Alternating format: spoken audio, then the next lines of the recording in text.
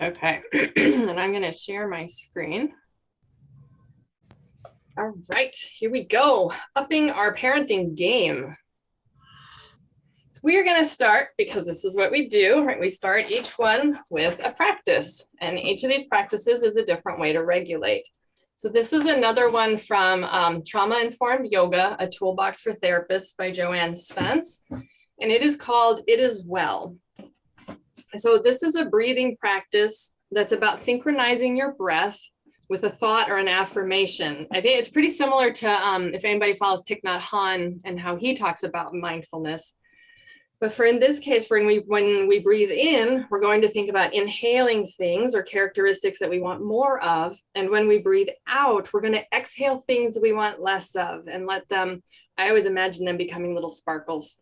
So for example, I breathe in joy and I breathe out stress. Or I breathe in kindness and I breathe out sleeplessness. The items you name do not have to change on each breath, so you can pick one thing. We're only going to do this for a minute or two. So pick one thing to bring in and one thing to bring out.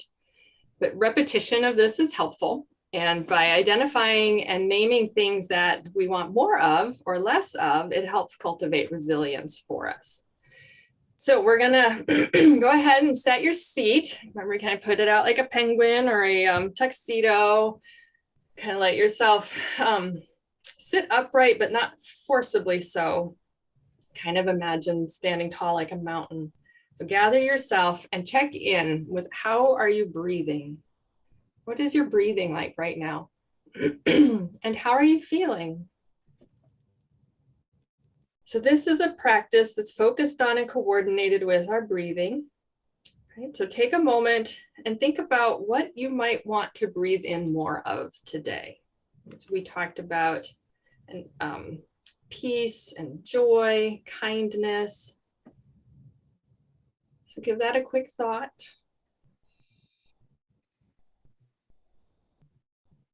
And think about what is it that you would like to exhale today. So as you feel comfortable, you'd open or close your eyes, whichever way you'd like, and let your breath flow. Let it be slow and even. Just gently in, gently out. And when you're ready, begin your inhale and silently say the word that represents or is something you want more of. And then as you exhale, exhale something that you want less of, whatever is true for you today. Go ahead and let yourself breathe in, name to yourself what you want more of, and let yourself breathe out. Let's go ahead and do this for 2 more breaths.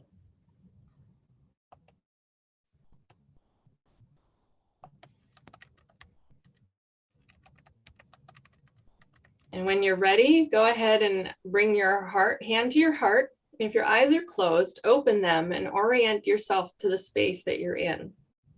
And check in and notice, how are you feeling right now? Has anything shifted? Maybe it has, and maybe it hasn't.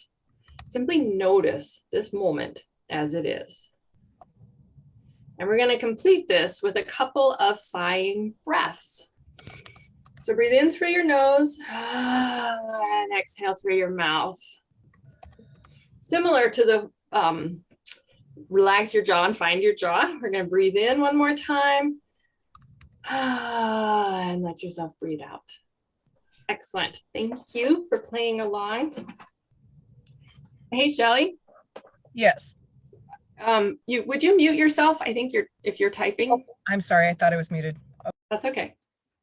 So welcome. This is our final class out of 4, and the first 3 videos are up on pw4kids.org. So they're there available for you to click on and review or watch for the first time. But I thank you all for being here. And tonight it's going to be kind of some new information, and we're also going to be kind of reviewing some things. So briefly, these are the topics we've covered in the previous 3 classes. So we've talked about our perception of threats and challenges and how our nervous system stress response responds to that. We've talked about the idea of regulation and staying connected to ourselves and on top of our experience, and how that helps us co-regulate our kiddos and really anybody around us. But in this time, we're talking about parenting, parents co-regulating our kids. And we've talked about thoughts and expectations and how those also play into our stress response and our ability to stay regulated. We talked about child development and child temperament as a way of having compassion for where our kids are, as well as having patience for the process of development to happen. And then last week, we went through the attentive play process of being near, which is a way of connecting with your kids. It's a specific set aside time to play that allows them to be in control. So that's everything that we've talked about up until tonight. And I just kind of want to review the benefits of that attentive play and being near is that it gives kids, it ensures that you are giving them, your kiddos, a really positive and uplifting attention. Right? And behavioral modification theory would tell us that when kids receive positive attention, they're less likely to engage in behaviors that get negative attention, because the idea being like, if kids want attention from you, any attention's better than no attention. And so they'll typically engage in the behaviors that we don't like. And so by playing in a regular way, we're really feeding their tank for attention and connection. And when they have their needs for connection met, they are often more cooperative. So being near helps meet both of your needs for connection, and then also helps, ideally helps your kids be more cooperative, more responsive to doing what you tell them to do. And then play, and especially this form of child-led play, gives them a really safe space to explore various situations or ideas, and gives them the space to be in control. And as I was saying about it today, one thing I didn't talk about before is that it also gives them the opportunity to practice making decisions, which is what we want them to be able to do as they get older. So just like play it's easy for us to dismiss play, and it's really easy for everything else in our lives to come in and disrupt our schedules, disrupt our routines, and maybe make it easy to decide we'll play the next day. But if you choose to set up an attentive play, being near practice, really like that time is so important to continue and to have on an ongoing basis. And you can do it like throughout their lives. And the next class is going to be about tweens and teens. And so we'll be talking about how to do that with that age group, because and tweak it for them. So I had put together the questions that came out of previous classes. So I'll go through them, and then we can see if there's any more at the moment. But one of the questions was, what if your child doesn't want to be close to you when they're upset, or doesn't want to be held? And often as parents, we want to hold our kids. And the simple answer is, if they don't want to be held, touched, or comforted when they are upset, then please respect that for them. Please respect their need for space and allow yourself to simply be near. It can be right outside their room if they're in their bedroom. It can be just on the floor next to them. Your presence is going to let them know that you care. And you could also practice regulating in that time. You're going to probably want to, but you can even say to them, well, I'm going to sit right here while you have your feelings. And then maybe take some deep breaths, regulate yourself, maybe hum a song, maybe gently rock side to side and take some deep breaths. And by doing that near them, you're going to be helping to co-regulate them even without them wanting to be held. So respecting their requests in that. And we had a question about, what if you get overwhelmed with your kiddo? Easy to do. And in that case, I invite us and all of us as parents to find out, like, what do we need to do to regulate in that moment, to connect with ourselves and stay on top of our experience, as well as to also be curious about what we're thinking in those moments. I know that a lot of times what I'm thinking about my son or his behavior that I'm seeing in that moment really helps me, activates my stress response and dysregulates me and escalates the situation. So notice, are you telling yourself upsetting thoughts or having upsetting kind of visions of the future? Like, oh my gosh, if they're going to keep doing this, then this bad thing's going to happen, or they're always going to be like this, or things like that. So that's that interplay with what are we telling ourselves and how do we stay connected to ourselves in the experience?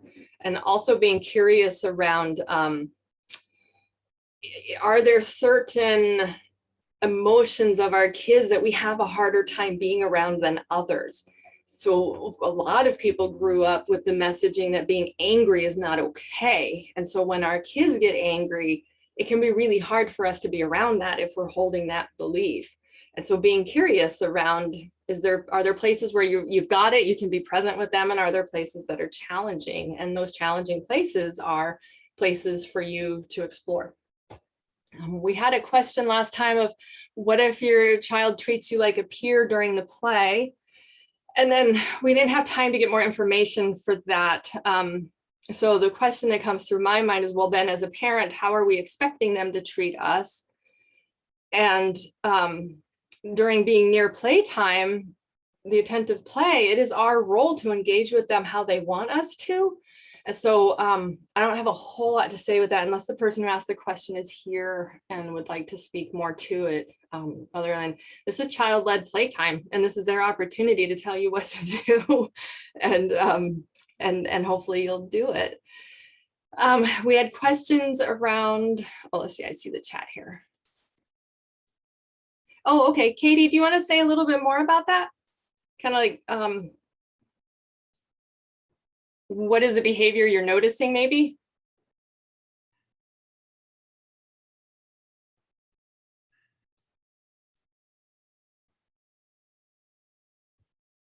Oh, after playtime is over, you see them treating you like a peer?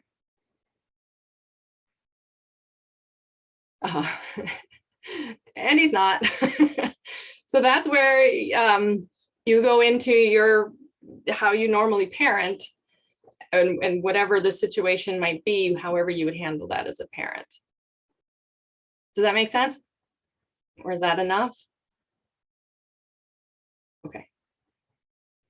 Yeah, it's really easy to get into power struggles with kids who like to be the bosses. I have one of those. Let's see, we had questions about engaging with children, autistic children. Yeah. And this one was from one of the first classes, and I wasn't sure I addressed it enough, but my own experience and with parents is that you play with autistic kids using the same attentive play skills and the same child-led play, and let them lead the play in however they like, depending on how verbal they are, or how, they might not say a lot of words, they might not invite you into the play. But you can give them, as parents, we can give them our positive attention no matter what. And I don't think the person who asked that question is here. I don't think I saw that name. And then how to set boundaries with a spirited child. And I wondered if with this question, are we generally talking about saying no, like telling our kiddos no? So number one, regulate yourself. Number two, be prepared for your child's behavior. Like, I think as parents, we tend to get a good idea of what are the situations when they might have challenging behaviors, or they might not do what we tell them to do. So if you know that's coming, really regulate yourself and prepare yourself for that. And you can remind yourself that it is okay for them to feel upset. It is okay for them to be angry. It is okay that they don't like the boundaries. I mean, grown-ups don't like boundaries. So of course kids don't like it, especially when it's something they really, really want. So what you could do is regulate yourself, helps co-regulate them, and empathize. Let them know that you see they're upset and you see how much they really wanted to do something. And you can keep telling them, yes, I hear how much you wish you could have done that right now. And I know it's disappointing when you don't get what you want, and keep allowing that empathy and allowing that space for the emotions. And we have a chat. Oh, that was you again. Okay. It was that you needed a break because he was overstimulating you, but it hurts his feelings. Yeah. And it's I mean, it's okay that he's feeling upset. You can empathize with that. You can talk about it when things calm down. I think we talked about, like, Gordon Neufeld talks about being the bringer of futility and the angel of comfort. And he talks about it in terms of our kids need to learn how to be upset. They need to have these experiences so that when they get older and they have disappointments and they experience futility, they have they know more how to work with it. So Katie, it sounds like maybe there's a little more going on with him than we can fully address tonight. But at the very least, you knowing what you're thinking and you working on regulating yourself will benefit him. And you're welcome to shoot me a message later. But yeah, it's really challenging when it seems like it's never enough. Okay, let's see. Are there any other questions? Yes, Amanda. Well, I feel like I've been doing a better job with regulating myself, but I have a 10-year-old that I love to pieces. And she deregulates anytime she doesn't get the answer she wants. And so, like, I just have these huge, I feel like I've been trying to regulate myself more, but now I'm holding a lot more stress in my body. So, I mean, I'm trying to do it, but it also, anyway, and like I don't know if it's possible for me to go the whole day staying regulated when I'm getting yelled at. Like, you know, every 15 minutes I'm getting yelled at because she doesn't want to do her schoolwork, or she can't have hot chocolate, or Right, really right. reasonable things that I'm requesting or saying not right now to. Yeah. So I don't think there's an answer to that. I guess what I'm hoping you'll tell me is that it's a muscle and it will just get stronger and stronger the more that I use it. Well, yes. And we have varying abilities of it depending on where we are in our day, how well we've been fed and watered, how well we've been sleeping or not. So like regulating is absolutely a practice and absolutely is going to ebb and flow. And I had this sense when you were talking of like, you're almost always bracing yourself. Yeah. Oh, and so then your comment about you still feel the stress in your body makes me wonder if you need to move more, like if that energy is not leaving you enough. And that's that's generally when I feel most regulated, is like, okay, I've got this energy and now I'm going to work with the energy, and eventually the energy leaves.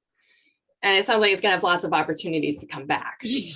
Well, right? That's a really good point, because I'm not yelling as much. So then that energy isn't leaving me. I'm just staying regulated. But the energy is staying inside of me.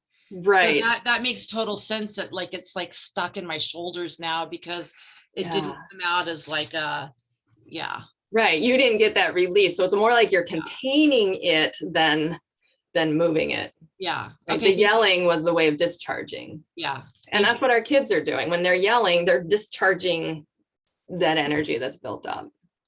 But it's, you're just kind of like, ugh. But if you know it's coming, that can be that idea of like, anytime you say no, this is what's going to happen. And I'd almost play with the idea of like headphones. I can't hear you. I can't hear you unless you talk in a kinder tone or something like that. Right? Yeah, good question. Okay, so let's go ahead and take a moment to breathe in and breathe out. Notice what happened in your body through any of that conversation, and if there's anything you need to move or will or shake. So one of the things that I think can get overlooked is going back to like basic needs with behavior. How long has it been since they ate? Is it possible that they're hungry? Do they need a snack? Is this after school? Have they are they hungry? Do they need to eat? Excuse me. Are they thirsty? And are they sleepy? It's kind of like check in with the whys: hungry, thirsty, sleepy. Has their routine changed? Did something happen today that they didn't expect? or did they stay up later the night before? Like, these things can have an impact. If we're hungry, if we're sleepy, that can shrink our ability to regulate and stay connected to our experience. For kids who have a really hard time with transitions or routine change, that can totally activate their stress response. So the bummer is there's no like magic bullet way to parent our kids. It's really about getting to know our kids and almost being detectives through, okay, have these things been taken care of? Okay, then maybe there's some other needs going on. Maybe they've got some built up tension. Maybe they need to regulate. Maybe they need to run around.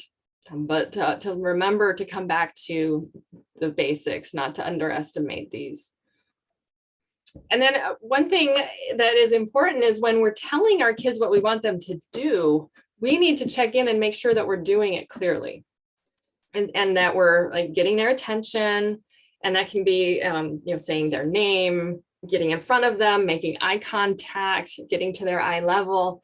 And then when we make commands, being very direct about it. I myself included, like, I know we often as parents kind of make an indirect command of, okay, let's clean up now, when really we want them to clean up. Or maybe we're going to clean up together, but let's be clear about what we're saying or what we're asking them to do. And then the biggest thing that I hear a lot of us do is that we make it a question by increasing our tone at the end, or we follow it with okay, as we've totally just made our command a question. And my son's the kind, he's like, yeah, no. Right? Well, okay, well, I asked a question. Well, now what? Right? And so it's about learning to be really direct, which can also feel uncomfortable, especially depending on kind of our family culture or where we've grown up. Like even different parts of our country have different ideas around being direct or indirect, different cultures. And so just notice for ourselves, though, our kids have the best chance of doing what we want them to do when we're very clear that we're telling them to do something. And I'd be cautious around making too many commands, because I think the Incredible Years did a paragraph, and we might have talked about this, of like all the commands a child gets in the morning to get up and get ready for school. Right? And it is a paragraph of things that they need to do. And so think about places where it can be a question, or where it isn't necessarily something you have to tell them to do. And then just be very conscious in how you do it. But this gives them the best chance of following through with what you're asking them to do. And I kind of talked about this before with boundaries, but really practicing empathy. And this is where, the A and one of the R's in being near is for attuning and reflecting. So you can tune into what might be happening for them, and you can reflect it back for them. And then you can regulate it with them. One thing, I couldn't find an image or like a meme I'd seen about this, but notice if you can feel compelled to like make them stop this behavior, rather than letting yourself be in attune and reflect. Sometimes you do just need to like pick them up and you walk away from whatever the situation is, depending on their size. But notice, like, are you able to stay with the feelings that they're having? I remember reading once in a book that it's okay, you can grant them wishes. You really wish you could do this right now. I wish we were able to do this right now. You can even be like, and magically here it is, or something like that. And sometimes the upset isn't necessarily about, well, like a popular one is they wanted the blue cup instead of the red cup, let's say. And it's not necessarily that they're really upset about the cup, but that cup color was the final straw on what allowed them to be upset and release and regulate.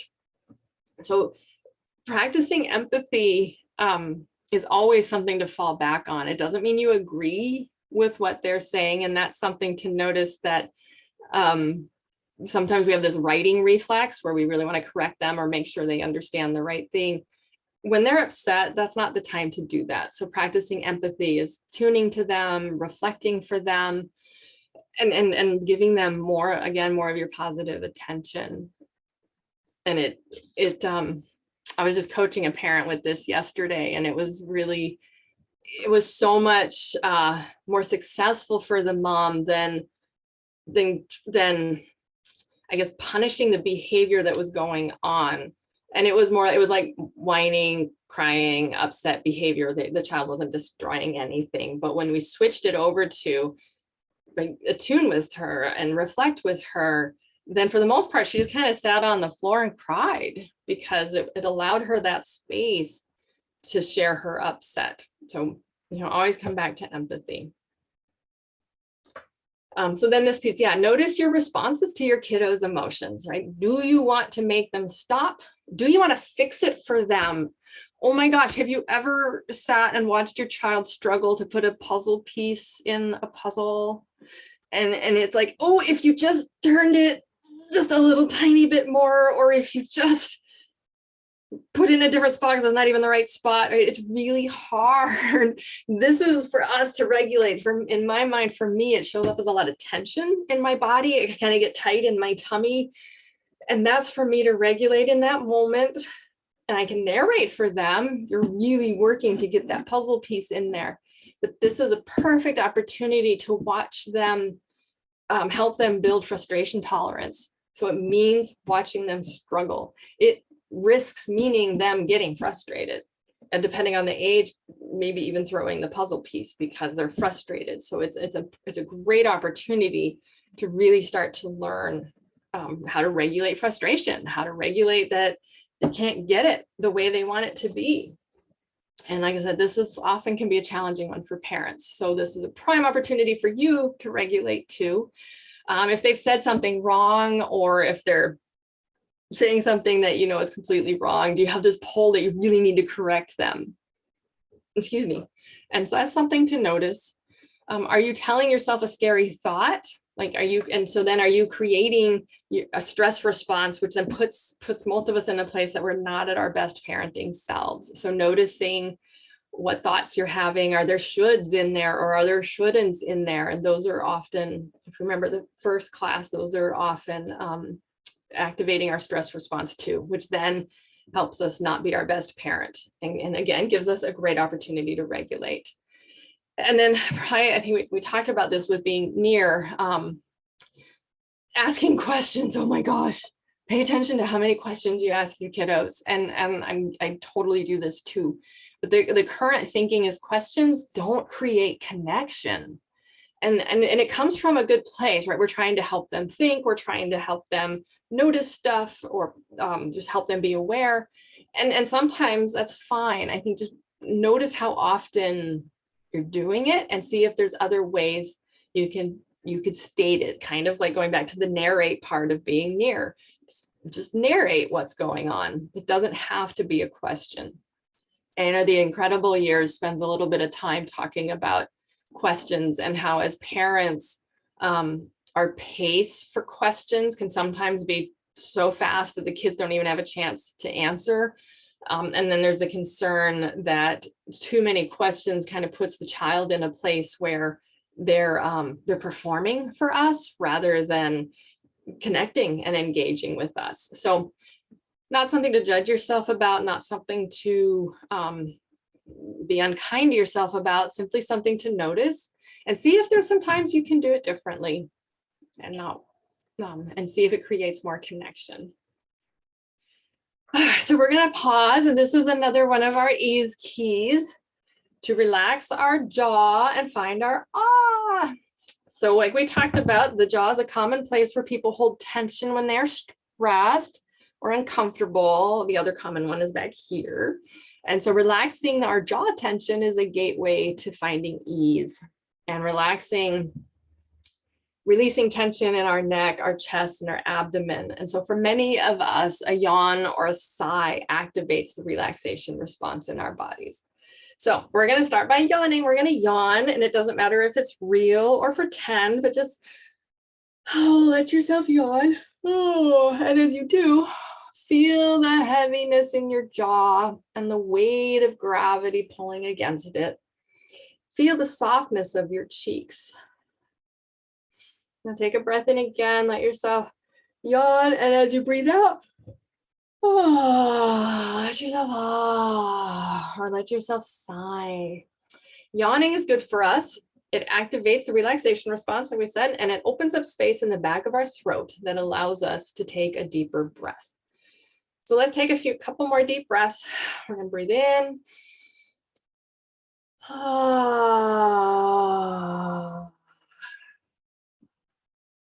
And let's do it one more time.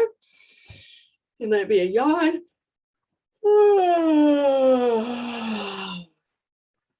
And simply observe your neck and your jaw and your breath.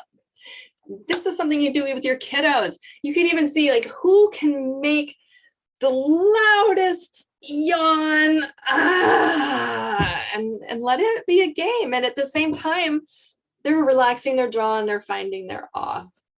So you're giving them an ease key and they don't even know it. Okay, so some things to consider. They're not miniature adults. And sometimes, well, I know what I hear a lot from parents of kids of all ages is expectations that really don't match development, and expectations that they're going to be better at stuff than adults are. And so just a reminder, like they're little, they're developing, they have a lot to learn. There's a lot to know about being a society member and being a part of a community. And as parents, it's our job to teach them, as well as, you know, they'll get taught by teachers, they'll get taught by peers, right? The community does some teaching too. They have a lot to learn from us. And so they need our support with that. So being a scaffold is a popular term to use. If you envision, like that's kind of helping hold a building up as it's getting built. And you can think of our kids' brains and our kids' abilities are being built as they grow. So they need us to show them how to be a grown-up. And that is one thing that is pretty common, I think, across every parenting theory or idea, is that modeling, being the adult we want them to be, is the biggest way that we can teach them how to be. So that's a good place for us to reflect on ourselves. It's a good place for us to apologize for those times when maybe we don't show up how we want to. And they need our love. They need to know that we love them and we accept them no matter who they are or how they're expressing themselves. And then some other things to consider. And I think actually then I'm just going to kind of open it up to questions and discussions or chatting. So we had some time for that tonight. But there's this, I can't remember the author's name, but there's the 5 languages of love. And I can usually only name 4 of them, but they are things like service, doing services, like doing things for people, acts of service, physical touch and connection, quality time, words of affirmation, so kind words, gratitude words, loving words. And then there's one more, and it kind of is similar to one of the other ones. But the interesting thing is, like, our kids have love languages too, and they might not be the same as ours. And so just like in adult relationships, it's helpful to think about, how do you feel loved? And how does your kiddo best seem to receive love? Like some kids might shrug off words, like they don't, the words aren't important, but maybe they really want you to play with them. Or maybe they really like it when you spend time with them or when you do things for them. So just something to consider to help meet their need in a way that works for them. And then as best as we all can, because I know everybody's really busy and life is very full, but get support for yourself. Hand in Hand Parenting is a parenting program out of California, and they have parents sign up for listening partnerships. So you're paired up with one other person who's also studying their process. And then you talk and you support each other, and it's non-judgmental, and it's having somebody to talk to who will listen, but getting support for yourselves, be that friends or family or counseling or clergy, like whatever it might be. Raising children is very hard, and it's important to take care of yourself. And a reminder, it is not their responsibility to meet our our needs for love and connection. So one of the books I'm going to put on the resources list, well, a couple of them are about nonviolent communication process. And that's very much based in the idea of we have these thriving needs, thriving human needs. And when those needs aren't met, then we behave in ways that usually aren't great. And those are the times, and also when our needs aren't met are the times that we feel the feelings that most of us would label as negative. And so we all have needs for love and connection, and it's not our kids' responsibility to meet that for us. That's where we get support for ourselves. It is our responsibility to provide that for our kids. That's one of the things they need from us.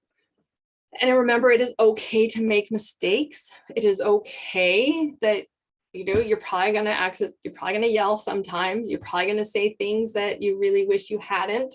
I don't know if any of you have experienced where like you've got the little voice in your mind telling you, oh no, don't say that, don't say that. And then, but you said it and it comes out. Now you have some apologies to do. And that's okay, because again, you're being the adult you want your kiddo to be. Most of us want our kids to be able to apologize and mean it and understand that relationships can continue on even when people make mistakes in their behavior. And then really remember to regulate, right? Check your bodies, check your thoughts. Yeah, and a resource. So let's see. Okay, so we have some questions. I'm going to stop screen sharing so I can see.